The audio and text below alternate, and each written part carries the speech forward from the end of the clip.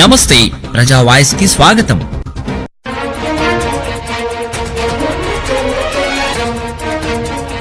విద్యా కానుక కిట్లు పంపిణీకి బటన్ నొక్కడానికి వచ్చిన మా సీఎం గారు ఆ రోజు ఆదోని అభివృద్ధి కోసం అనేక బటన్లు హామీలు నొక్కినారు. అందులో మాస్టర్ ప్లాన్ విస్తీర్ణము రోడ్డు కోసము 50 కోట్లు, ఏదైతే 2018-2019లో మా టీడీపీ గవర్నమెంట్లో శాంక్షన్ అయిన డిగ్రీ కాలేజ్, గ్రామీణ ప్రాంతానికి తాగునీటి కోసం 80 కోట్లు శాంక్షన్ చేసినారు.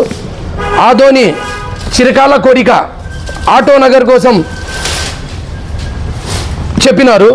యావత్తు ఆదోని ముస్లిం సమాజం ప్రజలు చిరకాల కోరిక ఈద్గా కోసం 2,60,00,000 ప్రకటించినారు.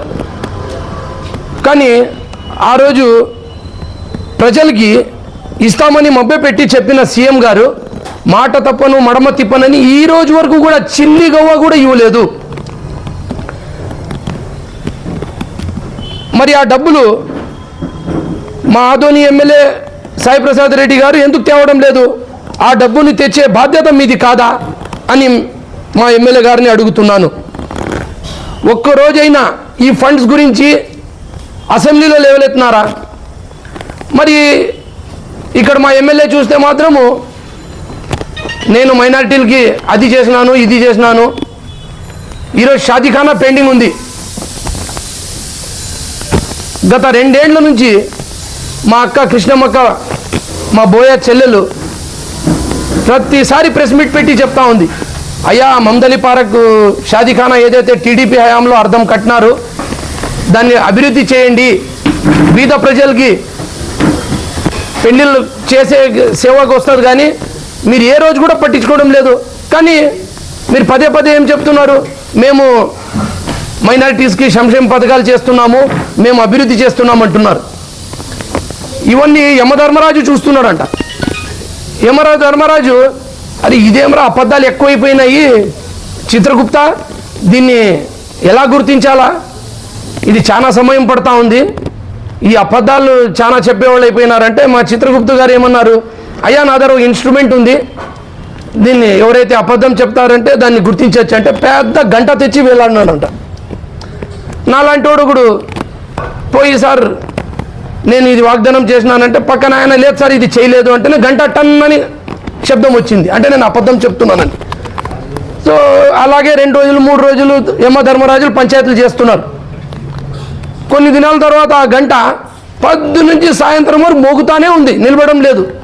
అరే రాయా చిత్రగుప్త ఇదేం గంట ఇలా మోగుతా ఉంది, దీని పరిస్థితి చూడు అంటే, సార్ ఆంధ్రప్రదేశ్లో అసెంబ్లీలో జగనన్న ప్రసంగం చేస్తున్నారు, మా ఆదోనిలో ఎమ్మెల్యే గారు స్పీచ్ ఇస్తున్నారు, వాళ్ళు ఆగే వరకు ఈ గంట మోగుతూనే ఉంటుంది.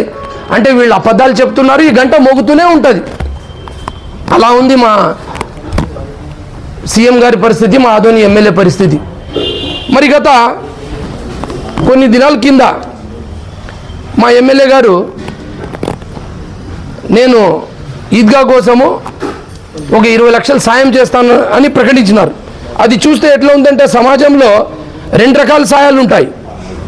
ప్రేమతో పేరు కూడా బయటికి తెలియకుండా చేసే సాయం ఒకటి, ప్రతిఫలం ఆశించే సాయం ఇంకొకటి.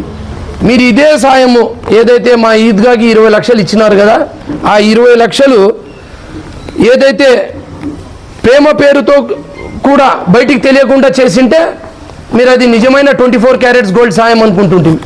కానీ మీరు ఇది ప్రతిఫలం ఆశించి చేస్తున్నారని ప్రజలందరూ గమనిస్తున్నారు. అయ్యా మాకు ఎందుకు భిక్షం ఇస్తున్నారు?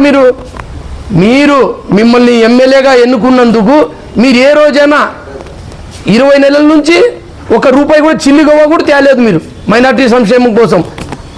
మరి ఏ రోజైనా మీరు అసెంబ్లీలో లేవలెత్తున్నారా? ఆ పని చేయలేకున్నట్ల మీరు ఇది ఎట్లుందంటే యావత్తు ముస్లిం సమాజంకి మీ దగ్గర తాకట్టు పెట్టినట్లుంది.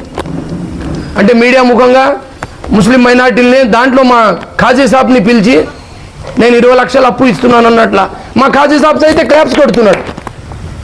ఖాజీ సాబ్ గారు మీరు ఏంటికి ఆడ నిలబడి క్లాప్స్ ఆడేమన్నా నికా జరుగుతూ ఉందా?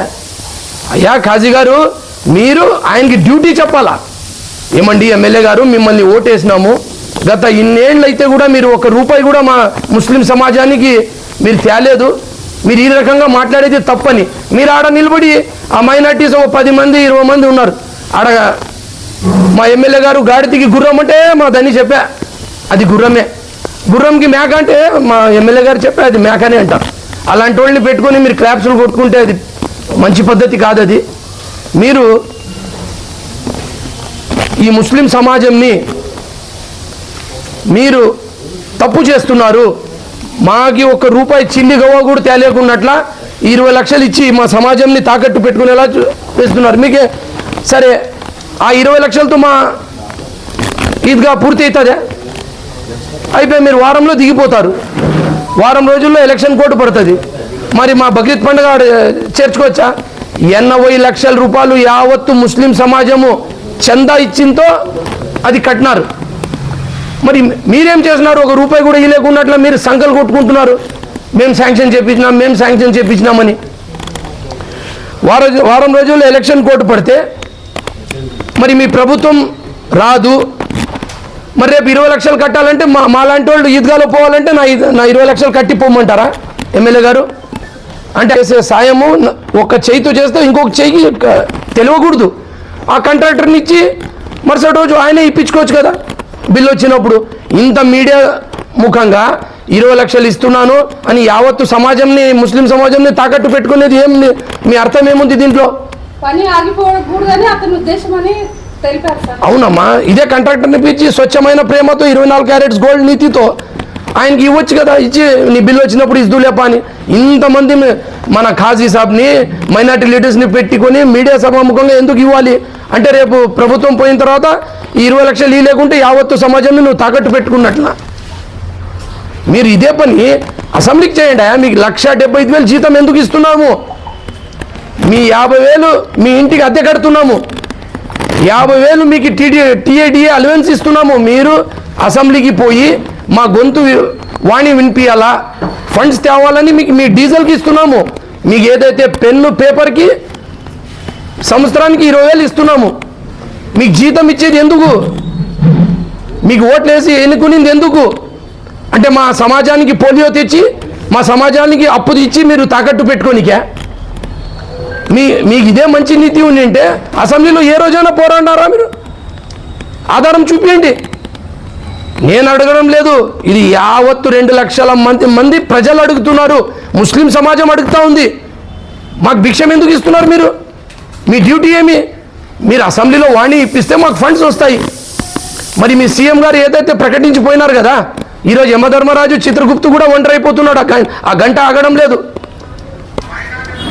మీరు ఇదే పని అక్కడ చేసింటే మా ఫండ్స్ వస్తుండే. సరే 2,60,00,000 అన్నారు, ₹2.60 కూడా తేలేకునే బ్రతుకు మీది. మరి సంఖ్యలు గుద్దుకుంటున్నారు, మేము మైనార్టీస్ చేసినామని మీడియా ముఖంగా తెలియజేస్తున్నాను.